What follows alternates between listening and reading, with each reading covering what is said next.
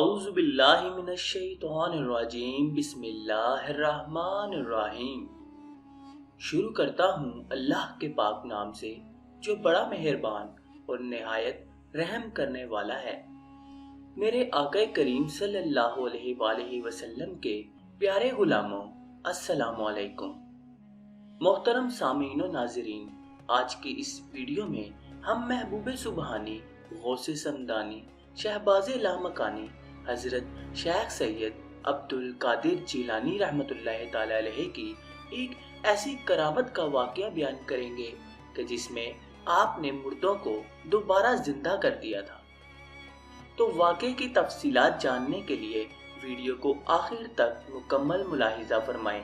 انشاءاللہ آپ کے ایمان میں پختگی اور روح میں تر و تازگی آئے گی۔ ایک بار سرکار بغداد حضور سیدنا غوث اعظم رحمت اللہ تعالی علیہ دریا کی طرف تشریف لے گئے۔ وہاں ایک بڑھیا کو دیکھا جو زار و قطار رو رہی تھی۔ ایک مرید نے بارگاہ غوثیت میں عرض کی، یا مرشدی، اس ضعیفہ کا اکلوتا خوبرو بیٹا تھا، بیچاری نے اس کی شادی رچائی۔ دلہا نکاح کر کے دلہن کو اسی دریا میں کشتی کے ذریعے اپنے گھر لا رہا تھا کہ کشتی الٹ گئی اور دلہا دلہن سمیت ساری بارات ڈوب گئی۔ اس واقعے کو آج 12 سال گزر چکے ہیں، مگر ماں کا جگر ہے، بیچاری کا غم جاتا نہیں ہے۔ یہ روزانہ یہاں دریا پر آتی اور بارات کو نہ پا کر رو دھو کر چلی جاتی ہے۔ حضور سیدنا غوث اعظم رحمت اللہ تعالی علیہ کو اس ضعیفہ یعنی بوڑھی عورت پر بڑا ترس آیا۔ آپ رحمت اللہ تعالی علیہ نے اللہ کی بارگاہ میں دعا کے لیے ہاتھ اٹھا دیے۔ چند منٹ تک کچھ بھی ظہور نہ ہوا۔ بےتاب ہو کر بارگاہ الہی میں عرض کی کہ یا اللہ، اس قدر تاخیر کیوں؟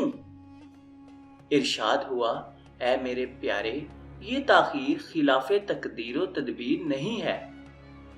ہم چاہتے تو ایک حکم کن سے تمام زمین و آسمان پیدا کر دیتے، مگر بمقتضائے حکمت 6 دن میں پیدا کیے۔ بارات کو ڈوبے 12 سال بیت چکے ہیں۔ اب نہ وہ کشتی باقی رہی ہے، نہ ہی اس کی کوئی سواری۔ تمام انسانوں کا گوشت وغیرہ بھی دریائی جانور کھا چکے ہیں۔ ریزے ریزے کو اجزائے جسم میں اکٹھا کروا کر دوبارہ زندگی کے مرحلے میں داخل کر دیا ہے۔ اب ان کی آمد کا وقت ہے۔ ابھی یہ کلام اختتام کو بھی نہ پہنچا تھا کہ یکایک وہ کشتی اپنے تمام تر ساز و سامان کے ساتھ ماں دلہا دلہن و باراتی سطح آب پر نمودار ہو گئی اور چند ہی لمحوں میں کنارے آ لگی۔ تمام باراتی سرکار بغداد رحمت اللہ تعالی علیہ سے دعائیں لے کر خوشی خوشی اپنے گھر پہنچے۔ اس کرامت کو سن کر بے شمار کفار نے آ کر سیدنا غوث اعظم رحمت اللہ تعالی علیہ کے دستے حق پرست پر اسلام قبول کیا۔ بے شک موت و حیات اللہ کے اختیار میں ہے، لیکن اللہ اپنے کسی بندے کو مردے جلانے یعنی زندہ کرنے کی طاقت بخشے تو اس کے لیے کوئی مشکل بات نہیں ہے، اور اللہ عز و جل کی عطا سے کسی اور کو ہم مردہ زندہ کرنے والا تسلیم کریں تو اس سے ہمارے ایمان پر کوئی اثر نہیں پڑتا۔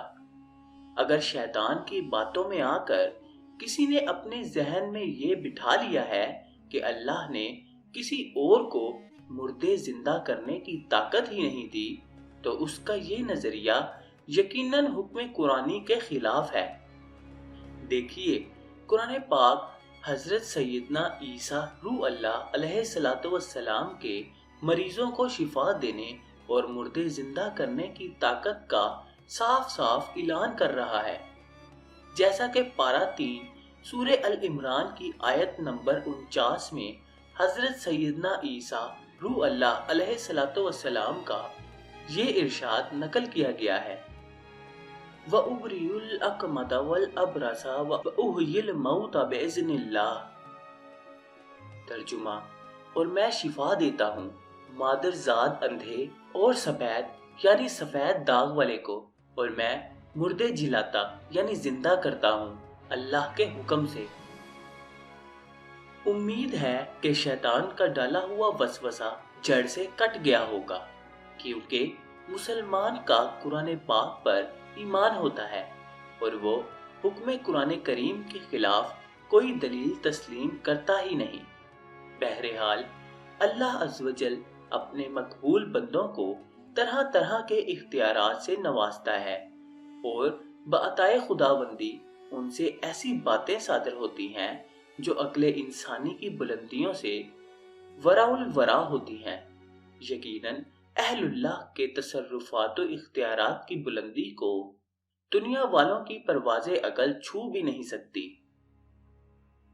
دور حاضر کا سب سے بڑا سائنسدان آئنسٹائن کہہ گیا ہے، میں نے ریڈیو دوربین کے ذریعے ایک ایسا کہکشاں تو دیکھ لیا ہے جو زمین سے 2 کروڑ نوری سال دور ہے، یعنی روشنی جو کہ فی سیکنڈ 1,86,000 میل سفر طے کرتی ہے، وہاں 2 کروڑ سال میں پہنچے گی۔